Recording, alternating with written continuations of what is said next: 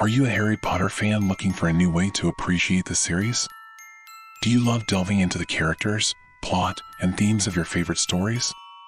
Then Muggle Snuggle, brought to you by Hustle Studios, is the podcast for you. Each week, we explore a different aspect of the Harry Potter series in a deep and meaningful way. But here's the catch, we do it in the most boring way possible. That's right, Muggle Snuggle is the ultimate Harry Potter snooze fest. So grab your wand, find a comfy spot, and get ready to snuggle up with us as we dive into the magical world of Hogwarts. Whether you're a die-hard Harry Potter fan or just looking for a new way to enjoy the series, Muggle Snuggle has something for everyone. So join us and get ready to snuggle up with your favorite Muggles as we explore the wizarding world of Harry Potter. Don't miss an episode. Subscribe to Muggle Snuggle, brought to you by Hustle Studios, today.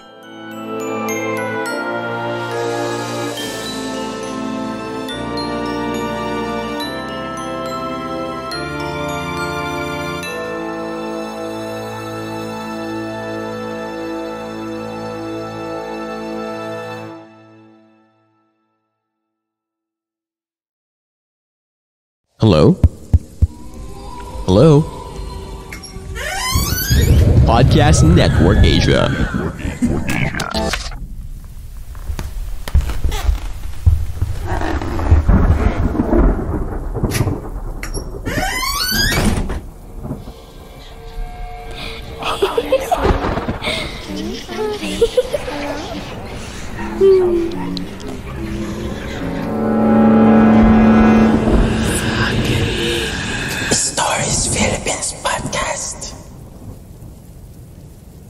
Friday, ang pinakahihintay na araw ng tropa dahil gimmick time nila yon. Natapat pang payday sa trabaho kaya at the stroke of 5 o'clock PM ay nakaayos na si Jill to meet up with her barkada. Along Marcos Highway sila makikita ng isa pa niyang friend na si Shell, going to Antipolo kung saan ay isa sa sikat na pasyalan ng mga gustong mag-unwind ang rendezvous point nila. Marami ng tao sa Heaven 7 nang dumating sila. Mabuti na lang at nauna na roon si Elaine at nakapag-reserve ng kubo para sa grupo. As usual, na magkita-kita ang tatlo ay akala mo matagal na panahon silang hindi magkakasama. Masaya, maingay at puno ng tawanan. At syempre, besides work, sentro ng usapan nila ang mga boys and their relationship. Kumbaga, madalas na kapag magkakasama sila ay time to compare notes. Kung may love life at present or kung ano ang katayuan ng kanilang paghahanap na magkaroon ng love life. Napansin ni Jill na may kinuha sa kanyang pouch bag si Elaine. Isang kaha ito ng sigarilyo. Marlboro Black ang brand nito. Girl, totoo ba yung nakikita ko? What's the meaning of that? Nakatingin si Jill sa sigarilyo na kasalukuyang sinisindihan ni Elaine ng hawak nitong lighter. Matagal na kasi itong itinigil ang paninigarilyo. Ay naku girl, ako na magsasabi sa'yo ng dahilan. Sabi ni Shell. Yan ang way niya to forget her problems with Melvin. And why? Diba kwento mo lang last time na perfect boyfriend niyan si Melvin? Ngayon may problema. Probing si Jill. Nag-hit-hit buga ng sigarilyo si Elaine. Halatang hindi yun baguhan sa paninigarilyo. At saka ito nagsalita. That's what I thought too. Ang walang hiyang yun. Hindi pala 2-timer kundi 3-timer. Biro mo, 3 pala kaming sabay-sabay na girlfriend. Bulalas nito na halata ang sakit na nararamdaman. Sige lang girl, labas mo lang ang sama ng loob mo. Alam ko naman after a while, you'll get over him. You're right girl. Sang-ayon ni Jill. Pero sa halip na magpakita ng katapangan, kahinaan ng namayani kay Elaine. Bigla itong tumungo at tuluyang humiyak. Hayop siya! Just when I was falling deeply in love with him, maluloko pala siya. Nagkatinginan sila Jill at Shell. Kilala nilang matapang ang kaibigan pagdating sa pag-ibig. Hindi ito basta-basta napapayak ng lalaki. In fact, ito pa ang madalas na magpayak sa mga lalaking naging boyfriend nito. Naisip tuloy ni Jill na marahil ay in love talaga ang kaibigan nila kay Melvin. Actually, Kahit siya ay nagulat sa balitang iyon, siya mismo ay tingin niyang matinong boyfriend si Melvin. Kahit sa mga pagkakataong nakakasama nila ito sa mga gimmick nila ay maayos ang vibes niya dito. Dahil tuloy doon ay napuno ng lungkot ang masaya sana nilang gimmick. They empathize with Elaine. Pero si Elaine rin naman ang bumasag sa katahimikang namumurong mamayani sa kanilang pagkikita-kita. I'm sorry girls. It's over with Melvin. Narito tayo to have fun and we shall. Okay? Cheers! That's our girl! Cheers! Biglang nagring ang cellphone ni Jill. Si King iyon ang kanyang current suitor na sa tingin niya ay hindi magtatagal ay sasagutin niya. Girls, sandali lang ha. May kakausapin lang ako. Teka, bakit alis ka pa? Sino ba yan? Si Elaine. Yan siguro yung ikukwento mong boyfriend to be? Teka, sino yun? Hindi ako updated ha. Kwentuhan mo naman ako, Shell. Okay, sige. Ako nang magkakwento basta't dyan muna kayo ha. Nag-thumbs up ang dalawa kay Jill bilang pagsang-ayon ng mga ito. Sa open area nagtungo si Jill. Sadyang ayaw niyang marinig ng mga kaibigan ng pag-uusapan ng kanyang suitor. Ilang minuto rin ang tinagal lang kanilang pag-uusap ni King. Pangamusta ang sentro ng kanilang usapan. Nasa seminar kasi ang lalaki at 2 weeks silang hindi magkikita nito. Ramdam ni Jill ang kilig pagkatapos magpaalam ni King sa cellphone. Desidido na talaga siyang sagutin ang lalaki sa muli nilang pagkikita. In fact, sabik na siyang bumalik ito mula sa seminar nito. Hindi agad bumalik si Jill sa kanilang kubo ng mga kaibigan. Inatak ng kanyang mga mata ang malawak at magandang tanawin na napagmamasdan nito. Mula kasi sa kinaroroonan niya ay kita niya ang iba't ibang kulay ng mga ilaw buwat sa mga syudad ng Manila, Quezon City at Taguig. Pati ang maliwanag na buwan na tumatanglaw sa Laguna de Bay ay kay ginhawang pagmasdan. Huh? Nagulat si Jill. Hindi kasi niya akalaing may ibang tao pala doon. Halos katabi lang niya, samantalang hindi naman niya ito napansin kanina. Isang babae yun, umiiyak. Kuryosidad ang nagtulak sa kanya upang magtanong. Miss, may problema ka ba? Hindi siya nilingon ng babae. Tuloy lang ito sa pag-iyak. Di ko na alam ang gagawin ko. Gusto ko nang mamatay. Bulalas ng babae. Kinabahan si Jill sa kanyang narinig. May mabigat na problema nga ang babae. At malamang ay wala na ito sa sariling katinoan kaya nakakaisip ng ganon. Sa taas at tarik ng kanilang kinalalagyan, tiyak na kamatayan ang naghihintay sa babae sakaling ito'y magpatiwakal. Miss, please, magpakainaon ka. Maraming handang tumulong sa'yo, okay? Pagsusumamo niya dito. Ayop siya. Miss, magpakainaon ka, okay? Babalik ako. Tatawagin ko mga kaibigan ko. Tutulungan ka namin. Please lang, wag mong ituloy kung ano man ang binabalak mo, okay? Muli niya ang pagsusumamo at humangos na nilisan ng lugar na iyon pabalik sa kubo ng mga kaibigan. Nang maipaliwanag niya sa mga kaibigan ang mga pangyayari, hangos silang bumalik kung saan niyan iniwan ng babaeng balak magpatiwakal. Pero wala na doon ang babae. Jill, is this a joke? Si Shell na medyo iritada ang dating. Nasaan na yung babae, Jill? Si Elaine. Baka naman tumalon na siya. Tignan nga natin. Yaya niya sa dalawa. No way, Jill. Tanggi ni Shell.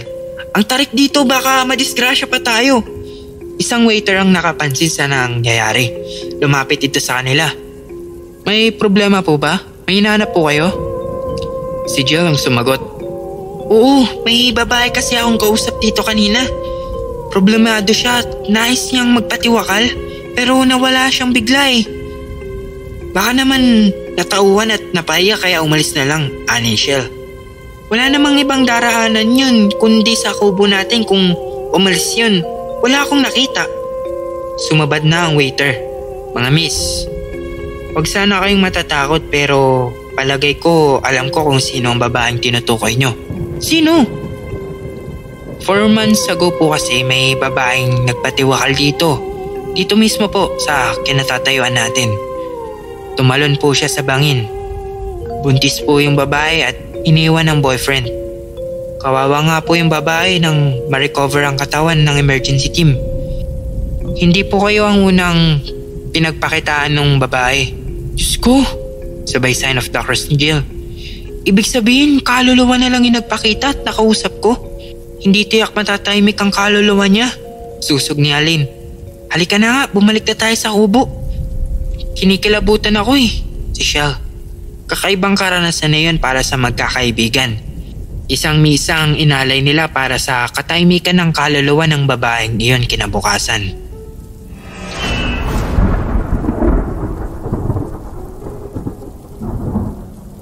Elvie lost his son in an automobile accident. Another senseless death na biglaan. No one prepared them for that pain. But things happened at kailangan tanggapin kahit napakasakit. It took her a year before she could really accept what happened to her 7-year-old son. In fact, during the span of that year, hindi niya pinabago ang ayos ng kwarto ng kanyang anak. It was as if naroroon pa rin si Joshua, buhay na kasama nila. Ang kwarto ni Joshua ay katabi lang ng bedroom naming mag-asawa. Inside this room, naroroon ang lahat ng kanyang toys since birth. Ang iba ay nakadisplay habang ang iba naman ay nilalaro pa rin niya noong nabubuhay pa. Sinadya kong hindi ipagalaw ang kwarto ni Josh because I felt that it is the only thing that would make me feel that my son is still alive. As if walang nangyaring aksidente. I loved him so much. I don't really want to let go. Dito nagsimula ang mga sunod-sunod na manifestations ni Josh sa amin. Una kong napansin yung mga animal toys niya na nakatayo lahat sa table. Noong maglinis ako ng silid niya, nakita kong nakatumba ang mga toys na iyon. Inisa-isa kong itayo ang mga animal figures na iyon dahil isa iyon sa mga paborito ni Josh. Nang maitayo ko na itong lahat, nalingat lang ako ng kaunti. Pagtingin ko, nakatumba na ulit ang mga ito. Gayong wala namang hangin na dumaraan para itumba ang mga ito. Kinilabutan ako. Then another moment, I was checking the laundry. Natagpuan ko sa hamper ang favorite teddy bear ni Josh. Kinuha ko yon at ibinalik sa kwarto niya. Pagbalik ko sa kusina kung saan naroroon ang hamper, laking gulat ko. Nakaupo na uli sa ibabaw ng hamper ang teddy bear. Then one night, habang nagdi-dinner kaming mag-asawa, nagulat kami nang makarinig kami ng familiar sound. It was a recorded laughing sound. Tawa ng tawa. Sinundan namin ni Robert kung saan nagmumula ang laughing sound. We found out na sa loob ng kwarto ni Josh. So pumasok kami sa loob. Nakita naming nagmumula ang recorded sound sa isang laruan. Yung toy clown ni Josh na de battery. Nagkatinginan kaming mag-asawa. Tuloy pa rin ang tawa ng clown habang pinupulot iyon ni Robert at pinindot ang off switch. Huminto sa pagtawa ang toy clown. Napag-isip-isip namin na baka napindot yun accidentally kaya tumunog. To prevent such incident, Robert decided to take away the battery. Binuksan ni Robert ang lalagyan ng battery para alisin na iyon. Pero laking gulat naming dalawa nang matuklasang walang battery ang nasabing laruan. Dito na kami nagpakonsulta sa psychic. Ayon sa kanya, na-fixate ang kaluluwa ng aming anak sa kwartong yun because I don't want to let go. Mas nahihirapan daw si Josh dahil sa ginagawa ko. Hindi raw makaalagwa ang kaluluwa nito dahil sa hinahata ko itong pilit pabalik sa amin. Pinagsisihan ko na ang ginawa ko. Nagpadasal kami sa bahay, hoping na matatahimik na ang kaluluwa ng aming anak. Magmula naman noon, hindi na ulit nagkaroon ng any ghost manifestation sa bahay. Iyon na rin ang naging hudyat para sa akin to move on with my life and get my feet back on the ground.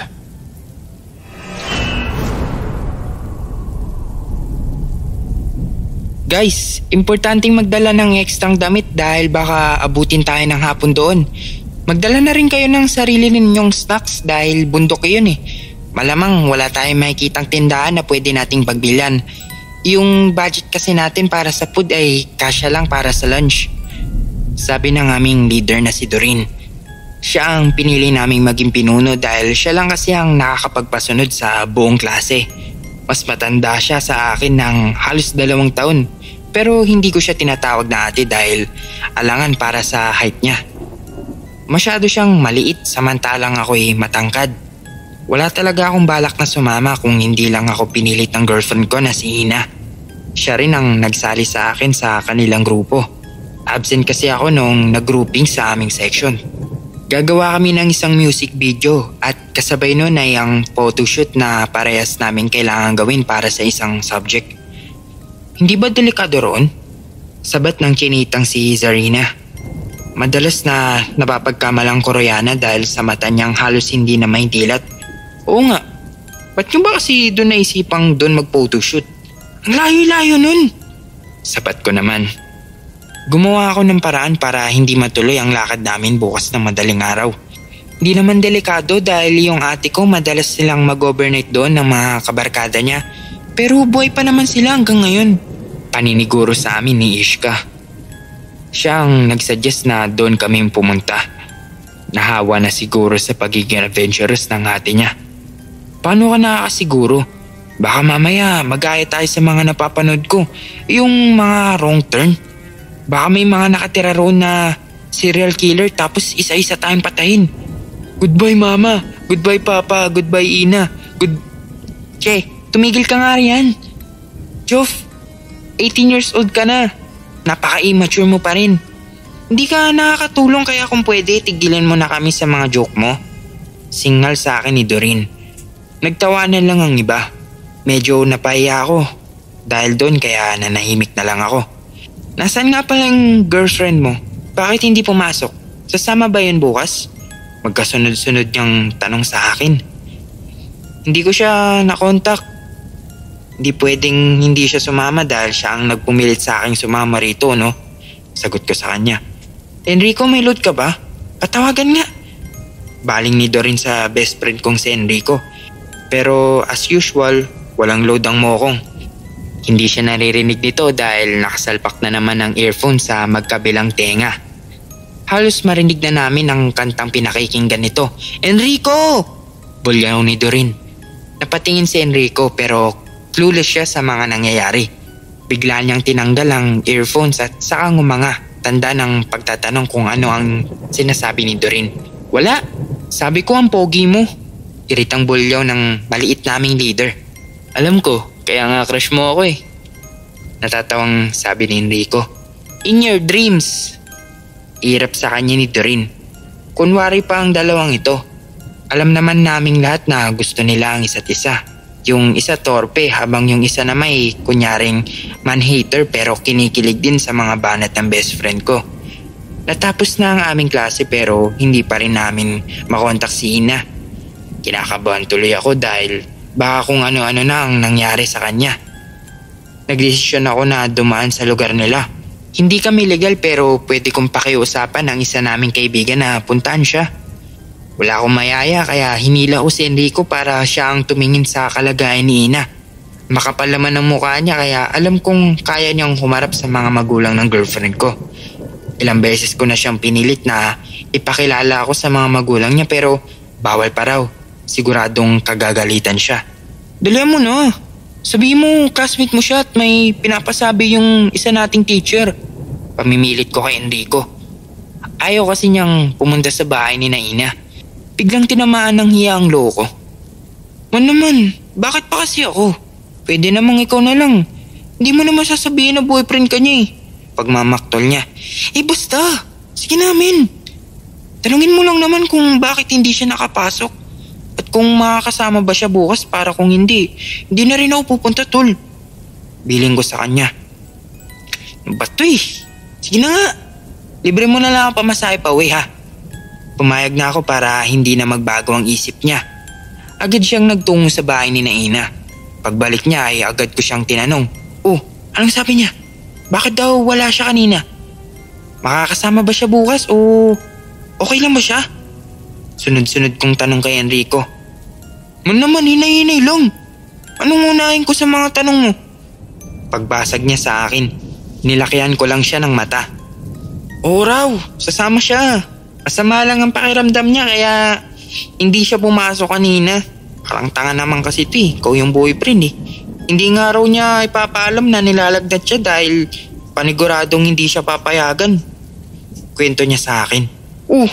Bakit sasama pa siya? Dapat sinabi mong magpahinga na lang siya. Sigaw ko kay Enrico. Mali ko ba? Parang tangang wala. Wala ka naman kasi sinabi kanina na ganun. Nakanguso niyang sagot sa akin. Napailing na lang ako. Napakatigas talaga ng ulo ng babaeng yun. Sabay kaming umuwi ni Enrico at nagpalibre nga siya talaga ng pamasahe. Pag-uwi ko kumain lang ako at naganda ng mga gagamitin para bukas. Pagkatapos ay natulog na rin ako kaagad. Nagising ako ng mas maaga sa oras na itinakda ako sa alarm clock. Alas 4 ang alis namin pero wala pang alas 3 ay gising na ako. Marahil ay nababagabag ako dahil hindi ko nakausap si Ina buong maghapon. Hindi ako excited pero kumpara sa mga nakalipas na araw ay parang mas gusto ko nang sumama para mabantayan ko ang aking girlfriend. Eksaktong alas 4 naroon na ako sa aming meeting place. Kakaunti pa lang ang naabutan ko na mas nauna sa akin. Sina Doreen, Ishka, Zerina at Dexter pa lang ang naroroon. Ilang minuto pa ang lumipas nang magkakasunod na dumating sina Chad, Joss at Enrico. Wala pa sina Mariel at Ina. Mag-aalas 5 na pero wala pa rin yung dalawa. Niinis na si Doreen dahil isang oras na halos ang nakalipas. Hindi na bago kay Mariel ang mahuli sa usapan pero kay Ina ay nakakapagtaka dahil lagi itong mas maaga sa itinakdang oras. Dumating si Mariel ng alas 5 ng umaga. Naman siyang humingi ng paumanhin sa amin. Pero si Ina, wala pa rin. Kung 5:30 na wala pa siya, umalis na tayo. Medyo asiwang sabi ni Doreen. Tumingin naman siya sa akin para bang hiniingi ang permiso ko. Hindi ako sumagot. Sabi niya sa akin kagabi pupunta raw siya Sabat ni Enrico. Basta hindi siya dumating, hindi na ako sasama. Sad ko sa kanila. Ikaw ang bahala. Hindi naman kami ang mawawalan ng grade Pahirap na tugon ni Ishka. Uy, sumama ka na. Narito na tayo Pamimilit ni Diyos sa akin. Umiling lang ako. Wala rin naman akong gagawin doon kung sakaling sasama ako. Magmumukha lang akong tanga. 5:30 na pero wala pa rin si Ina. Wala na talaga. Nagdesisyon na akong umuwi na lang ng oras na magsabi si Doreen na aalis na ang grupo. Guys, tara na. Hindi na pupunta si Ina. Masasayang lang ang oras natin kakahintay rito. Wala tayong mapapala. Bulalas ni Doreen. Nakita kong nagsitayuan ng lahat at binuwat ang kanya-kanyang dalang gamit. Biglang nanlaki ang mata ni Serena nang may makita siyang paparating. Ayun si Ina Sabay nguso sa kinaroroonan ito. Sakto! Sumama ka naman. Andyan na yung prinsesa mo Asar sa akin ni Dexter. Napangiti naman ako ng bahagya dahil sa wakas ay nakita ko na siyang maayos ang kalagayan. Sorry guys, late ako. Tumakas lang kasi ako Inihingal niyang bungad sa amin. Nagtaka naman ang lahat lalo na ako. Paano tumakas? Tanong ni Ishka. Akala kasi ni Mama may sakit pa ako. Nalaman kasi niyang inutusan ko yung kapatid ko na bumili ng gamot. Kaya yun, hindi ako pinalis. Tumakas lang ako dahil wala naman na talaga akong sakit. Paliwanag niya. Sigurado ka? Tanong ko sa kanya. Oo naman, overacting lang si Mama. Sumakit lang yung ulo ko kahapon. Sagot niya sa akin sabay abot ng dalang bag. Napansin ko na parang problemado si Ina. Hindi ko alam ang dahilan pero pakiramdam ko may dinadala siyang mabigat sa dibdib. Okay, tara na. Baka kung anong oras pa tayo makarating doon. Kailangan natin magmadali. Sigaw ni Doreen.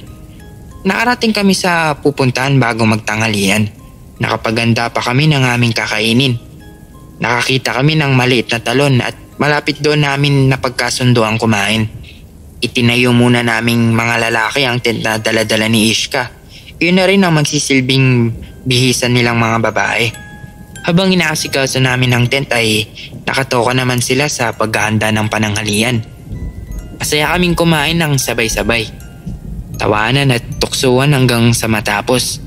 Ang lahat ay walang ideya sa lagim na mangyayari sa aming pananatili roon. Matapos kumain ay agad na nagbihis ang mga napili naming gaganap para sa music video. Inuna namin iyon dahil madali lang naman ang mag-photoshoot.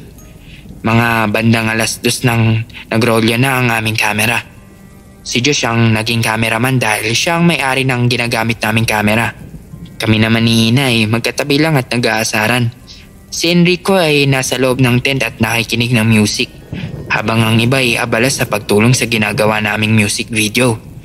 Habang kinukuha na namin ang eksena ni na Dexter at Doreen ay may napansin si Josh na nahagip ng kamera.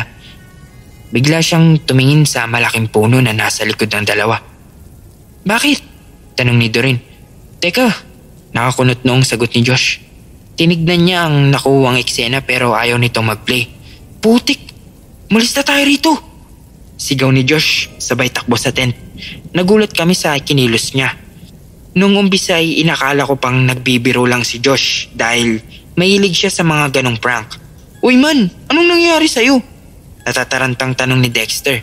Hindi sumagot si Josh at patuloy lang sa pagliligpit ng kanyang gamit. "Ano ba yan? Kung ayaw niyo mag-shoot, dapat sinabi niyo kanina para hindi na tayo nagsasayang ng oras dito." Mataray na sigaw ni Ishka. "May sinabi ba akong ayaw ko?" Biglang sumigaw si Josh. "Ano ba kasing nakita mo?" Mahinaang tanong ni Doreen. Bago tuloy ay magsalita ay tinitigan niya muli ang malaking puno. "May nakita akong lalaki sa tabi ng punong iyon.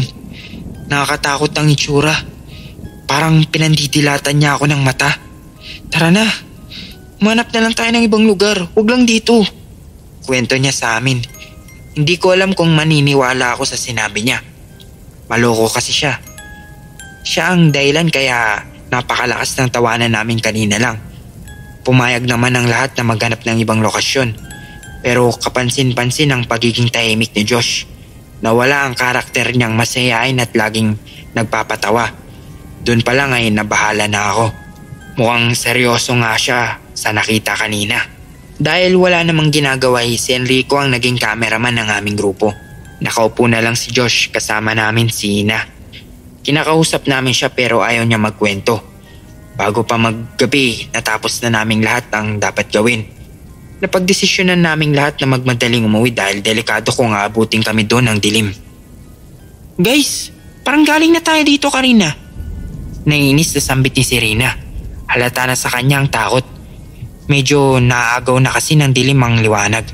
"Hindi pa, diretso lang," sabi naman ni Ishka. "Hindi mo siya kakitaan ng pangamba, pero ewan ko baka nagtatapang-tapangan lang." "Peste, bakit ba kasi dito pa tayo nagpunta? Ito yung sinasabi ko sa inyo eh." Sigaw ko sa kanila dahil sobrang dilim na at wala pa kaming makita na daan. Walang silbi ang dala naming flashlights dahil hindi namin kabisado ang daan palabas ng lugar na yun. Nakayakap na sa akin si Ina habang ang iba na may magkakakapit na. "Hindi safe kung maglalakad tayo ng ganitong oras. Believe me, mas ikakapahamak natin kung pipilitin nating umuwi." Suwestyon ni Mariel. "Ang gusto mong gawin natin? Dito tayo magpalipas ng gabi?" "Hell no!" sigaw ni Zarina.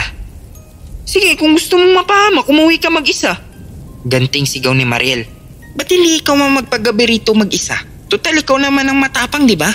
Sarkastikong sagot ni Zarina. "Alam nyo, hindi nakakatulong yung pag-aaway nyo.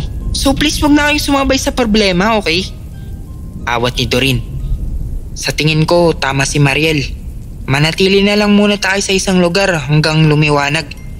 Delikado ang maglakad nang wala ka halos makikita. Pagsangayon ko sa sinabi ni Mariel at para hindi na rin humaba ang kanilang pagtatalo. Bandang huli, naintindihan ng lahat ang punto ni Mariel. Kaya lahat kami nagdesisyon na maghintay ng umaga sa lugar na iyon.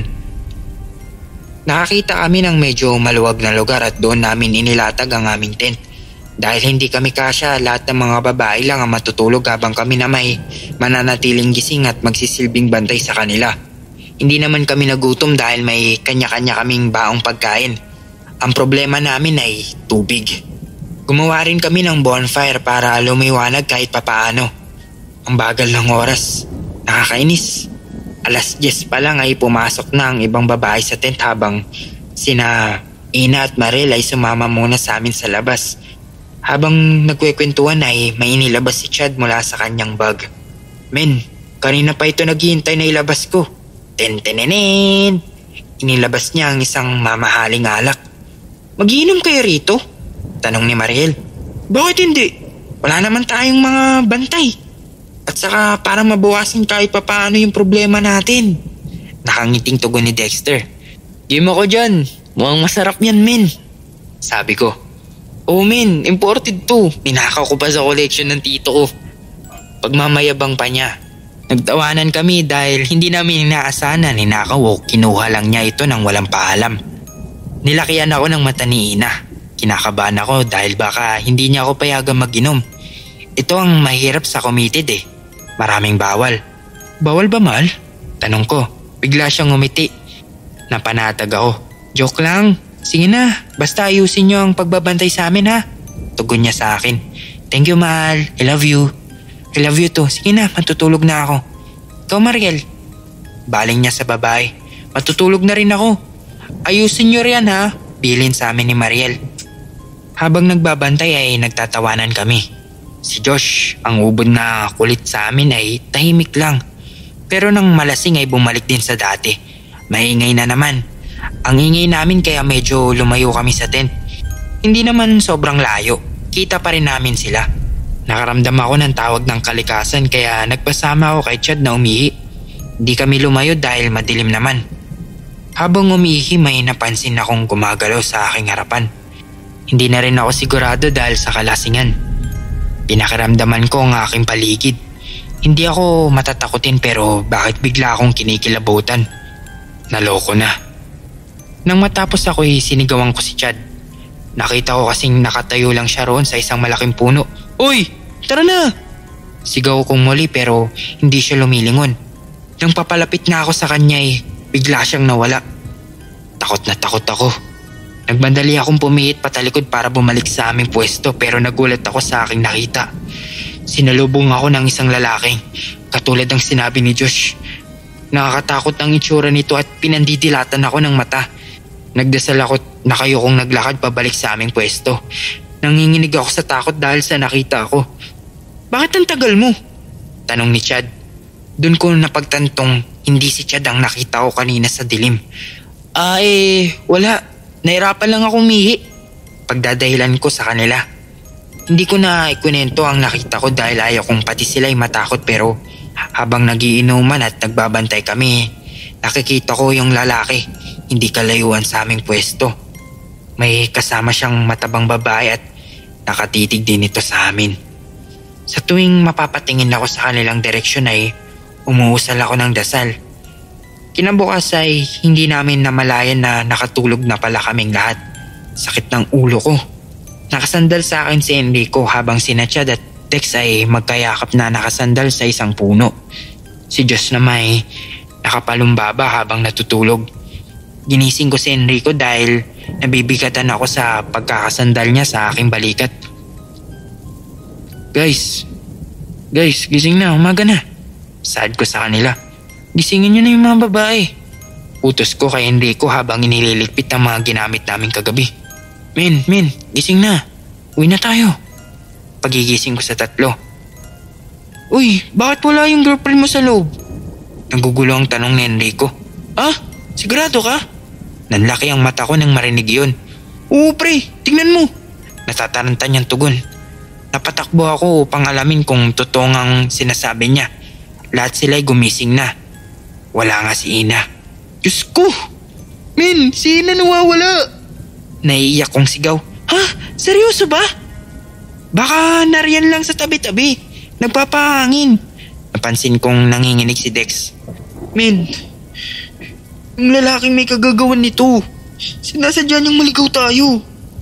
Nangangatog na sambit ni Josh habang nakatitig pa rin sa puno. Ano ba? Huwag na nga magtakutan. Hanapin na lang natin si Ina.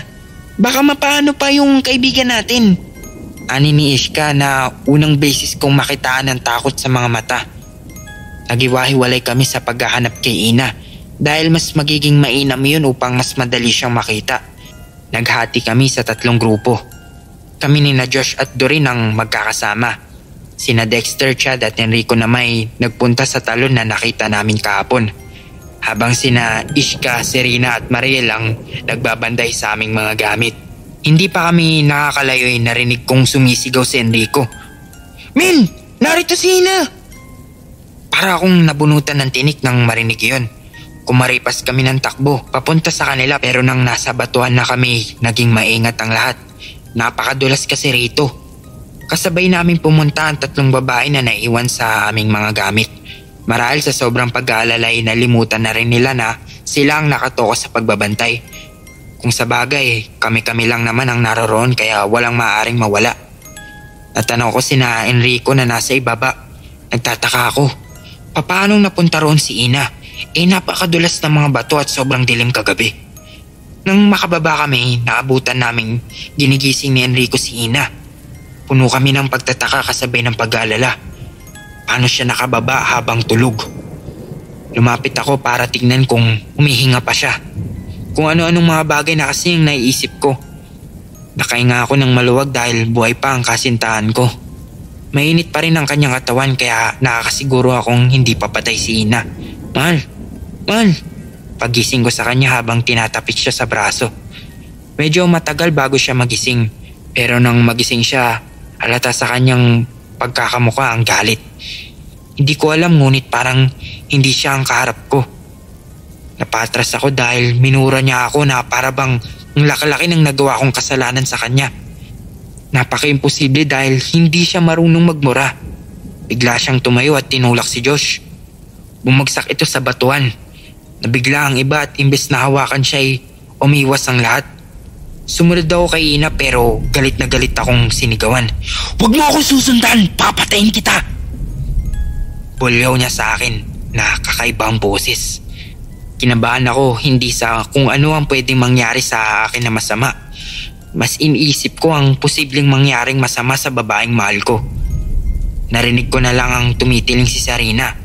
Pero hindi ko na inisip yun. Sa halip sinundan ko pa rin si Ina. Sumama sa akin sina Enrico at Chad. Ang bilis ng kanyang pagtakbo. Gulong-gulo na ako. Dapat talaga hindi na kami pumunta rito. Naabutan siya ni Enrico at agad siyang niyapos nito. Pero napakalakas ni Ina kaya nagawa niyang itulak si Enrico. Naabutan ko rin sila at agad kong niyakap ang aking kasintahan. Hinampas niya ako kaya tumulong na rin ang dalawa sa paghawak sa kanya. Aminado ako na kung ako lang ang hahawak sa kanya, makakawala siyang muli. Nagpupumiglas siya at sumisigaw ng sumisigaw. Kapag nagkakaroon ng pagkakataon ay sinasaktan niya ang isa sa amin. Kalmot, hampas, kagat sa bunot. Awang-awa na ako sa babaeng mahal ko. Halos hindi ko siya matignan ng diretso sa ganong sitwasyon. Naipagdasal ko bigla sa Diyos na kung sino man ang nasa katawan ni Ina ay umalis na upang hindi na siya mahirapan pa. "Hindi kayo makakalis sa lugar na to ng buhay!" Asik niya sabay tawa ng nakakapangilabot. Agad namin siyang dinala sa aming pwesto. Naabutan namin si Josh na puro dugo ang ulo. Kumampas pala ang kanyang ulo sa bato nang itulak siya ni Ina. Mabuti at minor injury lang at hindi kailangang tayin pa. Masyado kasing malayo ang ospital sa bundok na iyon. Nakita ko na parang naiiyak ang mga babae naming kasama. Marahil ay hindi nila kinaya ang mga nangyayari. Maging ako may pinanghihinaan na ng loob. Pinilit ko na lang ang sarili kong maging matapang at hindi ako tumigil sa pagdarasal. Hindi kami makaalis sa lugar na yun dahil sa lagay ni Ina. Nagwawala pa rin siya at nagpupumiglas. Sinabi ng iba na itali namin siya ngunit hindi ako pumayag. Mas gusto ko pang masaktan kaysa makitang nakatali ang girlfriend ko. Maya-maya pa may narinig kaming mga taong paparating. Nagkaroon na kami ng pag-asa na makakalis na kami sa impyernong lugar na to. 3 kabataan ang napadaan sa pwesto namin. Agad na lumapit si Doreen sa mga ito. Mas bata sila sa amin ng kaunti at may dala-dala silang parang mga kulungan. Kinausap sila ni Doreen pero hindi ko na naintindihan pa ang usapan nila. Nagwawala pa rin kasi si Ina. Maya-maya lumapit sila sa amin. Sasamahan daw nila tayo roon sa kilalang manggagamot sa lugar nila. Medyo malayo pero at least makakaalis na rin tayo, sabi ni Mariel. Tanging salamat lang ang nasambit ko sa kanila. Habang naglalakad kami, paiba-iba ang timpla ni Ina. Minsan ay nagwawala, minsan naman biglang nagiging normal at pipilitin kaming umuwi na. Kapag hindi kami pumayag ay nagwawala siya at nananakit. Nakatakbo pa siya pero buti na lang at nahawakan kaagad ng isa sa mga tumulong sa amin. Nang makarating kami sa bahay ng tinatawag nilang Tatay Andres ay nagulat kami dahil hindi siya yung normal na manggagamot na makikita mo sa mga pelikula. Maganda at gawa sa bato ang bahay niya. Hindi mo akalain na isa siyang albularyo. Ang malimit kasi sa kubo nakatira at puro halamang gamot ang bahay.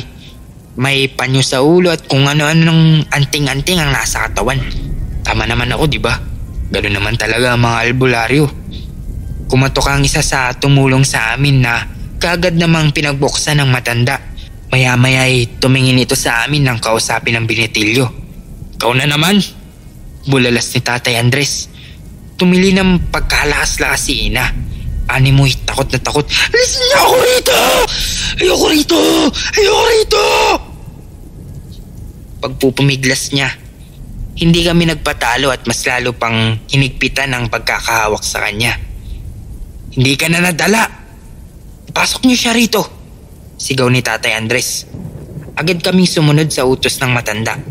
Pagpasok namin, may inilabas na buntot pagi ang albularyo.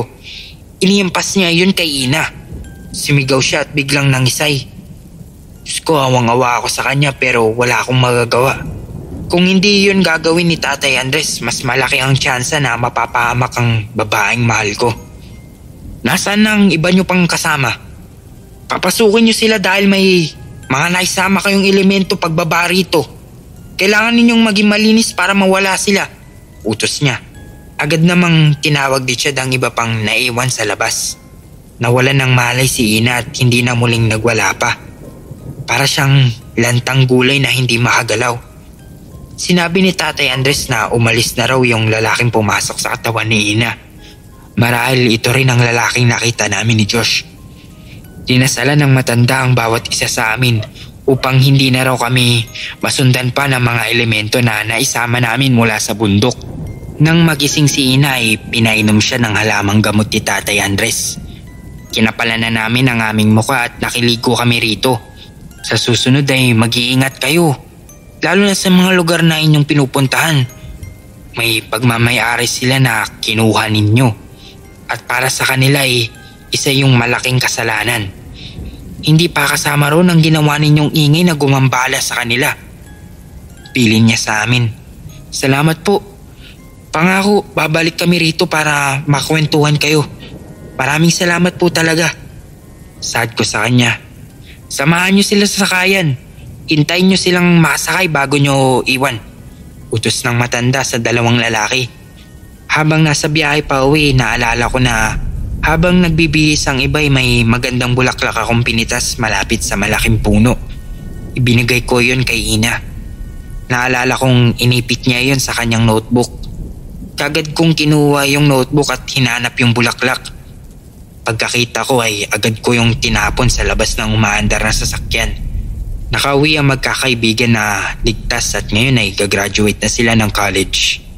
Ang pangyayaring yun ay nagturo sa kanila na galangin ang bawat lugar na kanilang pupuntaan. Alam naming excited na kayo sa susunod na istorya. Pero kapit lang, hinga muna sa takutan. And let's hear a quick word from our kapodcast from Podcast Network Asia. What do you get when you combine ghosts, a haunted house, deadly nightmares, and a Pinoy psycho with true crime? You get another killer season of The Last 24 Hours. This June, listen to 5 new stories of true crime in 12 episodes that will shock and scare. Available on Spotify, Apple Podcasts, and everywhere else you get your podcast fix.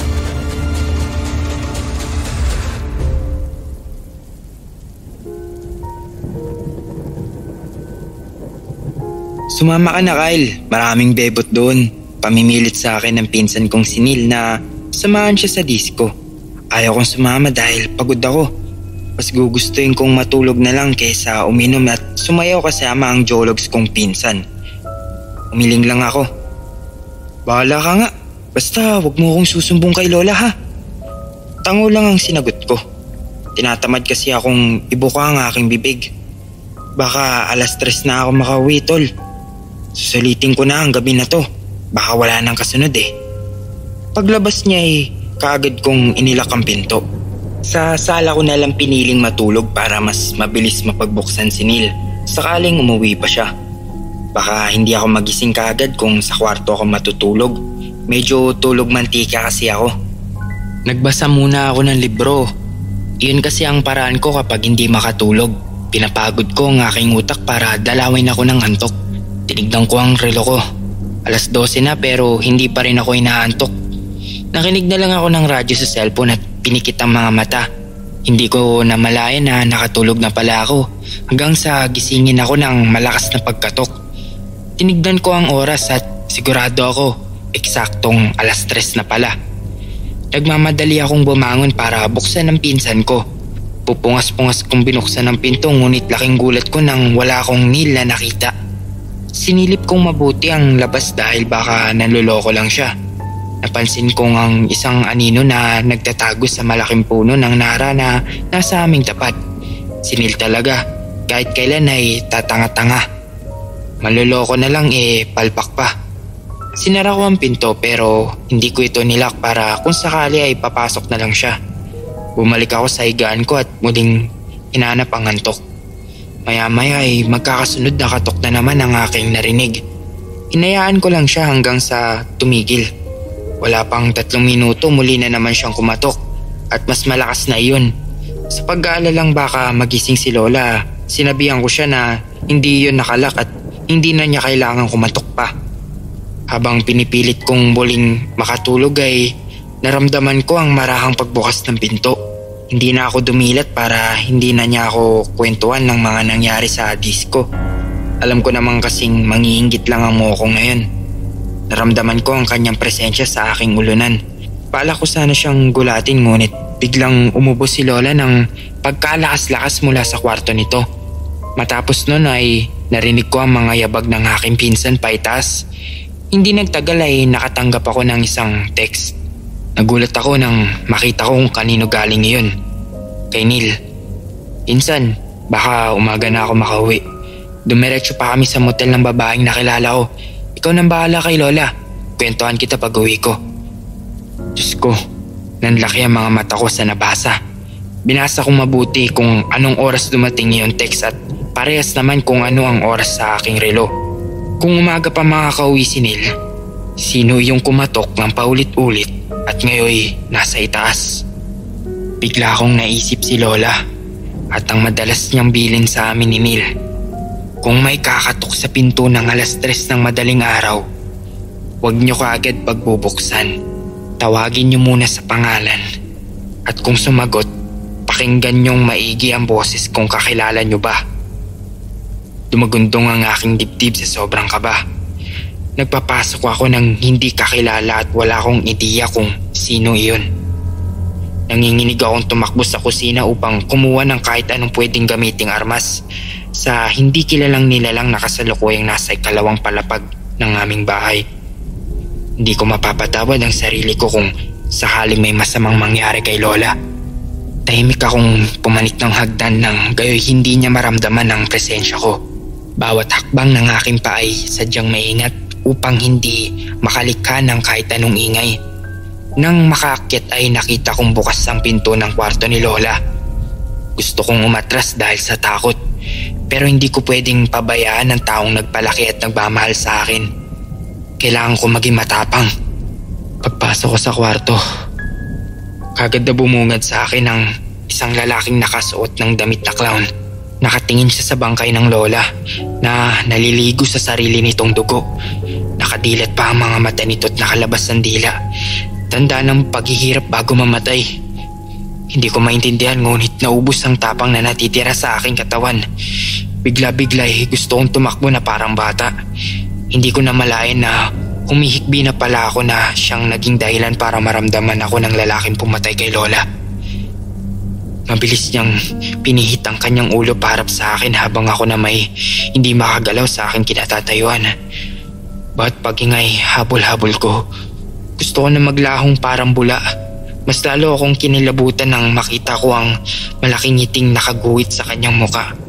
Para siyang isang demonyong hayok na hayok sa pagpatay. May hawak siyang malaking itak at punong-puno ng dugo ang katawan. Humakbang siya papalapit sa akin kaya mas lalong migting ang kabang aking nararamdaman. Nagmamadali akong tumakbo pababa upang lumabas at humingi ng tulong. Pagbukas ko ng pinto napaiyak ako nang makita ko ang pinsang kong si Neil na nakatayo sa tapat. Sa wakas ay ligtas na ako mula sa mamamatay tao. Pero bigla na lang ako nakaramdam ng matinding kuryente sa katawan hanggang sa manghina at bumagsak na lang tong tuluyan. Nawalan ako ng malay at hindi na alam ang mga sumunod na nangyari. Nagising na lang ako sa isang hindi kilalang lugar. Nakita ko ang pinsan ko na may kausap na pulis at sinabing, "Nagulat na lang ako sa pinsan ko, sir. Pagbukas niya ng pinto'y duguan siya at may hawak na malaking itak. Nakangiti siya sa akin. Para siyang isang demonyong hayok na hayok sa pagpatay. Mabuti na lang may taser gun ako kaya nagamit ko sa kanya. Natakot kasi ako bigla."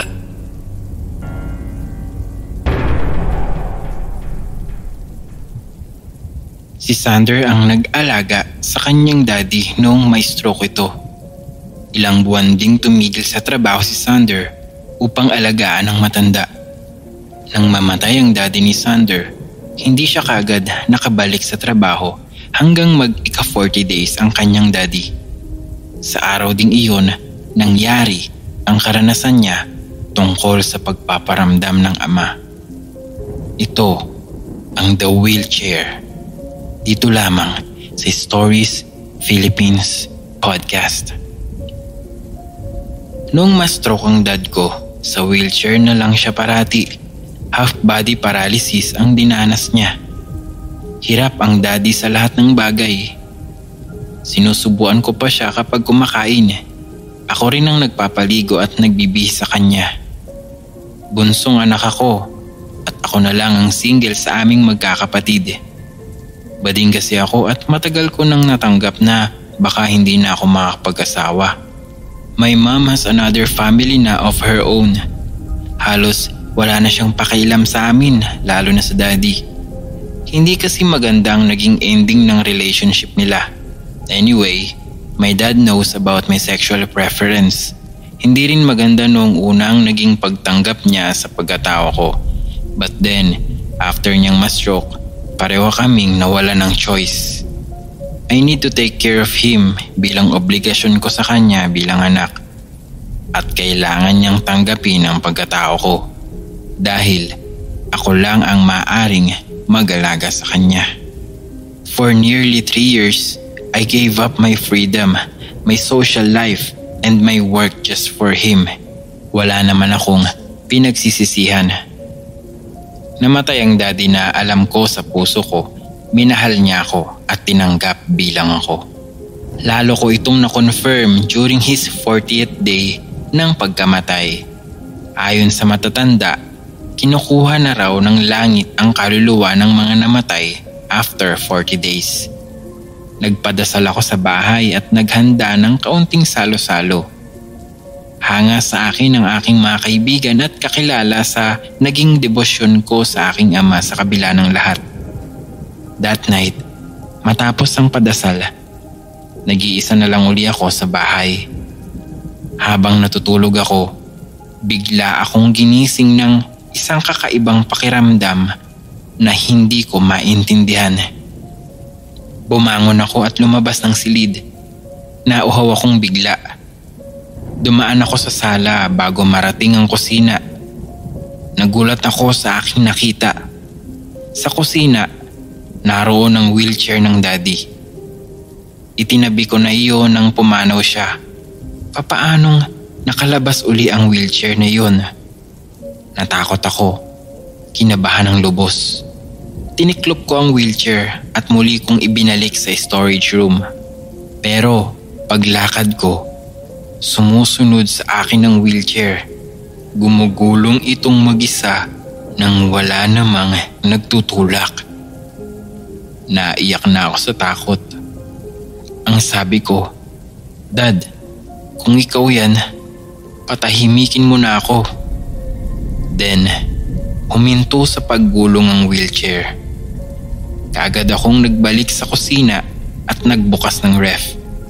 Kumuha ko ng isang bote ng tubig para uminom. Pagtingin ko sa bote ng tubig, I swear, nakita ko talaga ang reflection ng dad ko doon. Kamunti ko nang mabitawan yung bote. Pagtingin ko uli doon, may nakita akong nakasulat sa mist o pawis ng bote dahil sa lamig. Hindi ko nababanggitin ang nabasa ko, but it was always what my father used to tell me when I was a little boy. Something personal that I kept it hidden in my heart for a very long time. Nang muli kong mabasa yun, I knew that my father loved me after all. Kahit na nga iba ako sa lahat ng naging anak niya. Na kahit na ibang naging direksyon ang tinahak ko sa buhay, alam ko na ngayon na naiintindihan niya ako. At higit sa lahat, tanggap niya ang pagkatao ko.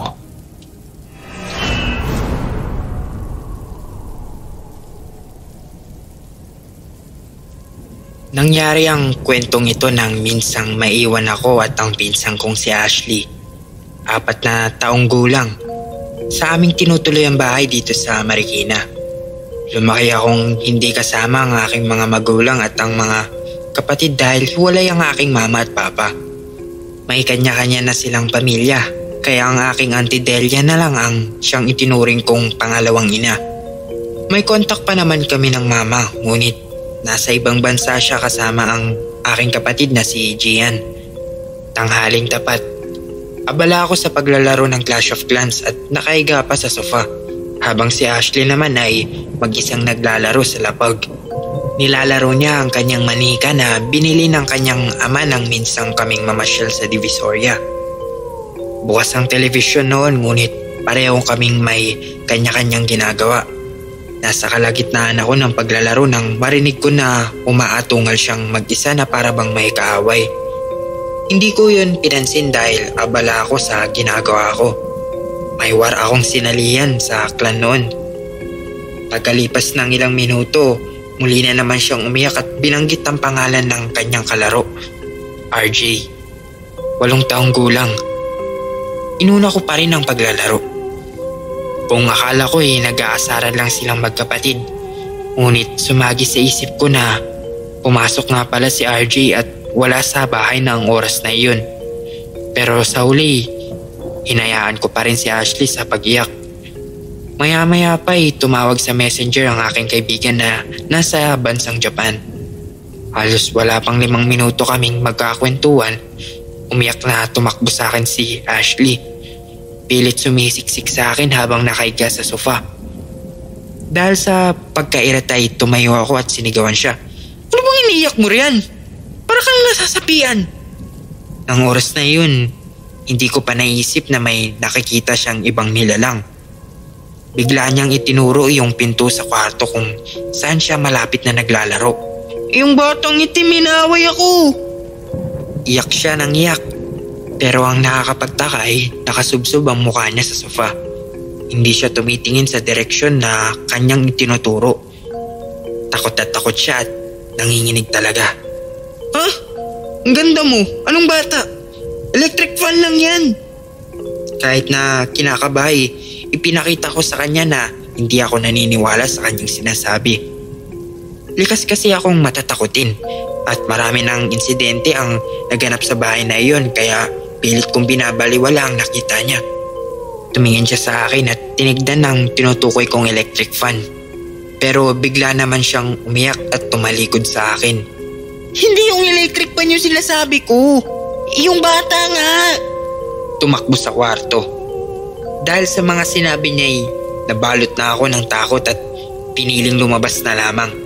Kinarga ko siya at lumabas muna kami.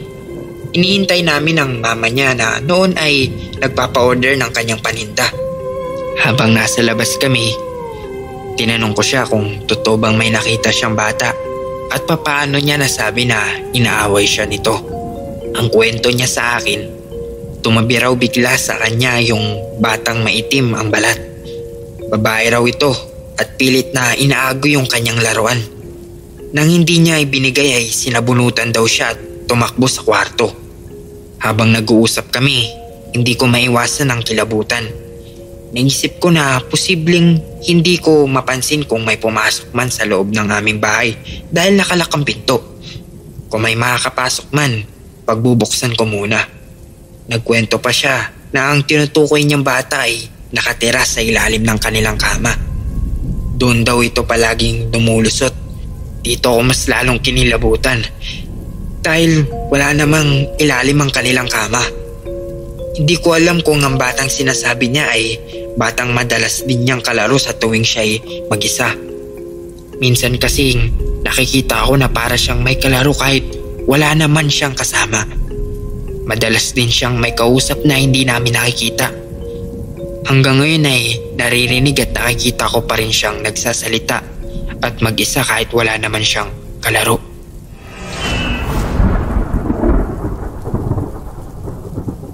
Ang kasaysayang ibinahagi ni Dessa, hindi niya tunay na pangalan, ay naganap noong aktibo pa siyang sumasali sa mga beauty contest. Mayroon siyang nakakatandang kapatid, si Diane, hindi niya rin tunay na pangalan, na siyang unang sumubok sa pagsali sa mga beauty contest. Ngunit hindi pinalad na makakuha ng corona dahil sa isang aksidente. Tunghayan natin ang kasaysayan ni Dessa dito sa Corona ng Tagumpay. Dito lamang sa Stories Philippines Podcast. Alam naman ng lahat na kilala ang UP hindi lamang sa academic excellence nito, kung hindi maging sa mga kwento at mga haka-haka tungkol sa mga multo. Ang kasaysayang aking ibabahagi ay naganap sa UP Theater mismo. Ngunit batid ko na ang pagmumulto na aking naranasan ay mula talaga sa aking puso at isipan. Dahil ang nagpakita ay ang nakakatanda kong kapatid na si Diana. Car accident ang ikinamatay ng ate Diane ko. Kasama niya ang kanyang talent manager. Galing sila sa isang beauty contest sa probinsya na kanyang sinalihan. Madaling araw na silang umuwi dahil hinahabol nila ang isang screening para sa National Beauty Pageant na gaganapin kinabukasan ng umaga. Pangarap ng ate Diane ang makasali sa isang National Beauty Contest. Marami na rin siyang ginawang preparasyon para dito. Pangarap talaga niya mula bata pa ang makapag-uwi ng crown. Ngunit habang sila ay naglalakbay pa uwing Manila, isang truck ang humagip sa kanilang sasakyang kotse.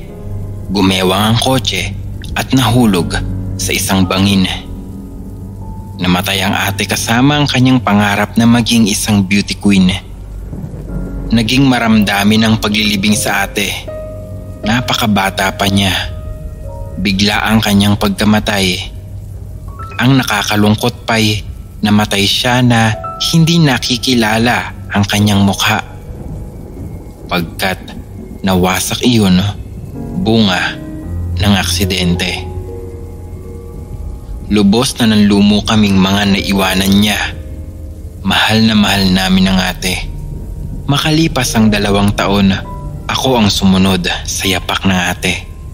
Nagsimula ang aking career sa pagsali-sali sa mga beauty contest. Lahi namin ng matatangkad at magagandang pangangatawan, kung kaya't hindi rin naging mahirap sa aking pasukin ang ganitong larangan. Gayunpaman, may mga gabing madalas kong iniisip kung ano nga ba ang gusto ko sa buhay at kung ano nga ba ang motibasyon ko sa likod ng pagsali ko sa mga beauty contest. Although madalas akong magwagi, hindi pa rin maliwanag sa akin ang direksyon ko sa buhay for making this endeavor part of my life. Then I passed the screening of a popular beauty contest. National level na yon. Isang bagay na alam kong minimithi ng ate ko noon. At ngayon, ako naman ang tumatamasa. Deep in my heart, I knew I am doing all this in memory of my ate. I feel so guilty noong mawala siya. Ni hindi ko nasabi sa kanya how much I appreciate her and how much I love her. In a way, ang pagtupad ko sa isang pangarap na dati-rati ay gusto niyang makamit ay isang pamamaraan ko upang masabi din sa kanya that I missed her so much and I am so blessed to have a sister like her. Kahit sandali lang ang aming pinagsamahan. Ginanap ang beauty pageant coronation night sa UP Theater. Sa dressing room, sama-sama kaming 30 candidates. Kanya-kanyang makeup kami dahil bawal magpapasok ng kahit na sino sa dressing room except our security na isa ring babae. Sa tuwing humaharap ako sa salamin at nag-aayos ng sarili, parang nakikita ko ang mukha ng aking ate. Noong una I thought it was just a trick of the eye. Something that usually happens when lights strike your eye. Pero noong mahuli akong makalabas ng dressing room at maiwanang mag-isa sa loob ng silid, doon ko na-confirm that my eyes weren't playing tricks on me. Ang totoo, pinagmumultuhan talaga ako ng ate. I saw her in front of the mirror. Nakaupo siya sa harap ng tokador. Napakaganda niya. Ngunit malungkot ang kanyang mga mata. Kinilabutan ako. Napatingin sa akin ng ate. Ibinubukan niya ang kanyang bibig na parang may sinasabi. Napaluhan na lang ako nang mawatasan ko ang kanyang mensahe. Huwag daw akong mag-alala. Batid niya ang pagmamahal ko sa kanya. I don't have to feel guilty or to do this beauty contest for her. She told me na kung talagang gusto ko ang pangarap na ito, I must do it for myself and not for anyone else. And that I should follow what my heart tells me to do. Naglaho rin agad ang ate. Pagtakbo ko papunta sa stage para rumampa, dala ko sa puso't isipan ang mensahe ng ate sa akin. At sa maniwala kayo't sa hindi, nang tanungin ako sa final question kung ano raw ba ang isang bagay that kept me going during the long duration of the contest, I told the judges that my belief in myself and my abilities were my primary strength. And finally, the love of my ate was always with me and the legacy she left behind.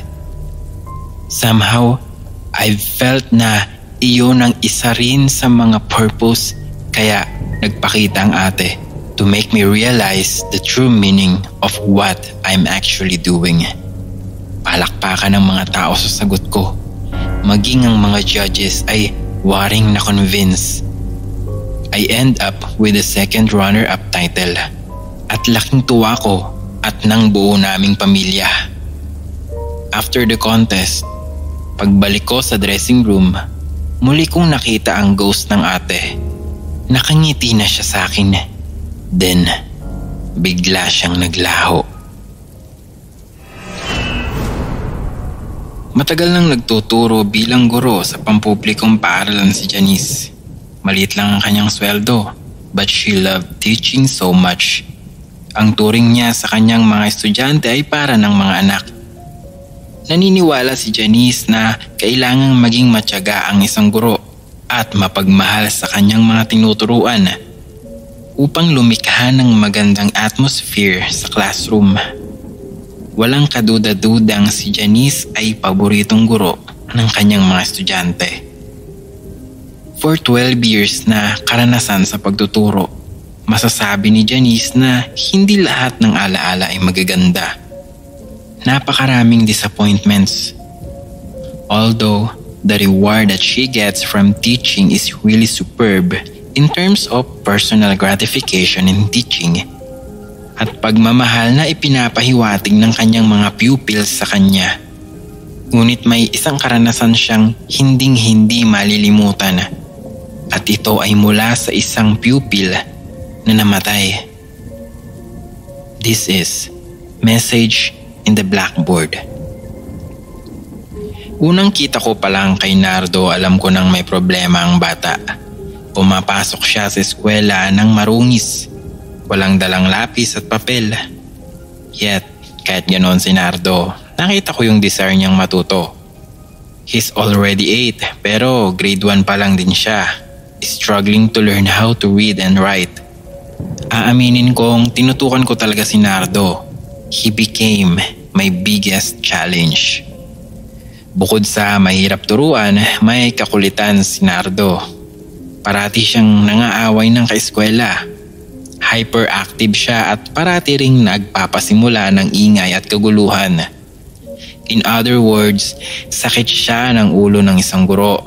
Pero never kong ipinaramdam sa kanya yon. Parati kong sinasabi sa kanya na mahalaga ang pag-aaral at tamang pumapasok siya sa school. Pero dapat din niyang maintindihang respetuhin ang mga kaklase, ang guro at ang paaralan. Nakikinig si Nardo sa akin pero como bata, hindi maiwasan ang pagiging magulo at makulit. Hinahabaan ko ang pasensya ko sa kanya. I believe that a child learn from example. I showed him love dahil alam kong iyon ang kulang sa kanya. Minsan, nakausap ko ang co-teacher kong si Rina. Ang sabi niya, bakit ba pinagtsatsagaan mo ang batang yun? Ang tigas ng ulo pasaway. Kung hindi ko siya pagtsatsagaan, sino pa ang magtsatsaga sa kanya? Alam mo Janice, huwaran ka talaga. Dapat kang barilin sa luneta Sira ka talaga. Lahat ng teachers dito, isinuka na yang si Nardo. Pero ikaw, ang tiyaga mo. Tinatyaga ko talaga si Nardo dahil alam kong kapag pinabayaan ko ito, darating ang panahon, magiging sakit ito ng ulo ng bansa.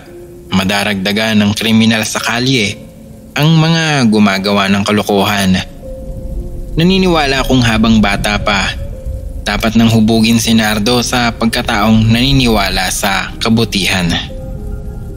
Ngunit isang araw, hindi pumasok sa klase si Nardo. Nagtaka ako. Nangako siya sa akin na hinding-hindi siya absent kahit na ano ang mangyari.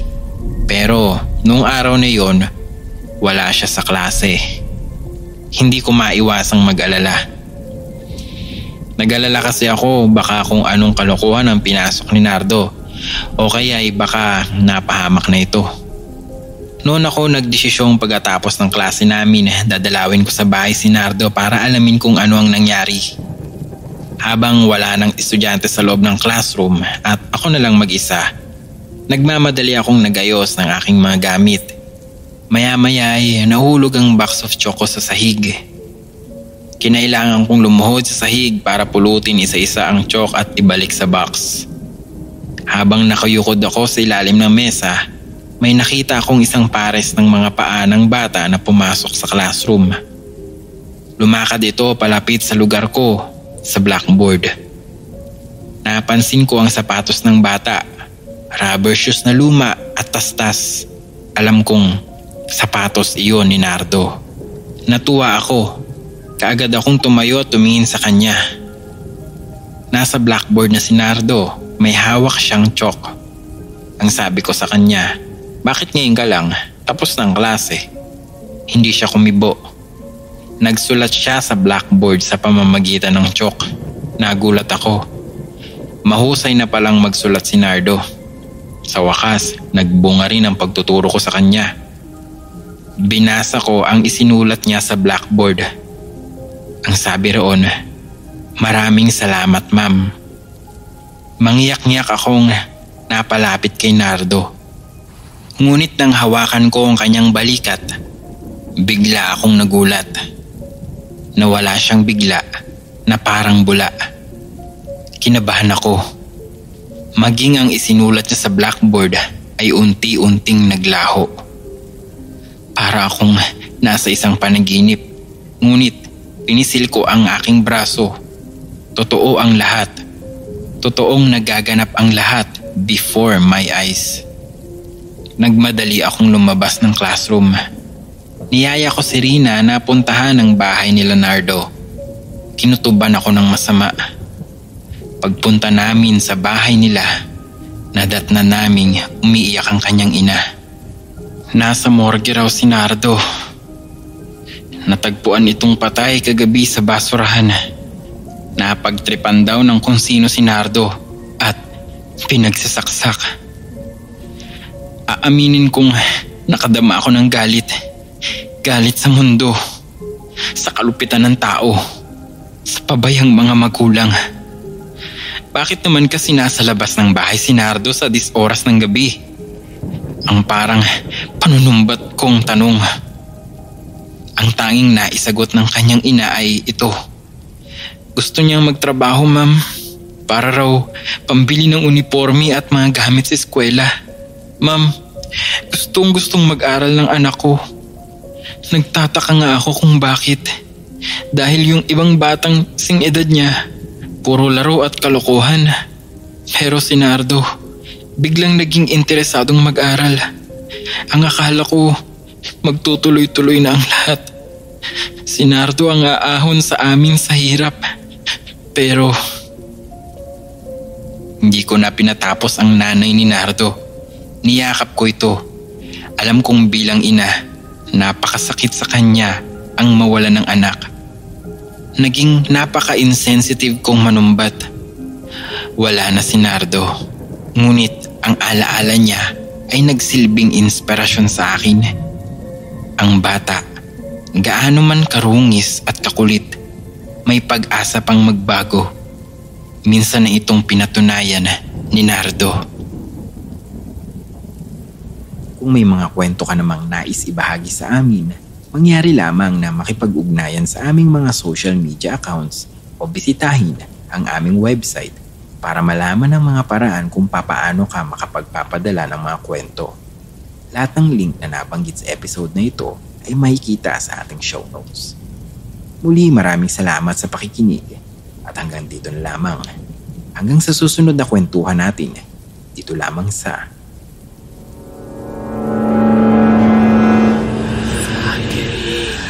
Stories Philippines Podcast. The views and opinions expressed by the podcast creators, hosts, and guests do not necessarily reflect the official policy and position of Podcast Network Asia. Any content provided by the people on the podcast are of their own opinion and are not intended to malign any religion, ethnic group, club, organization, company, individual, or anyone or anything.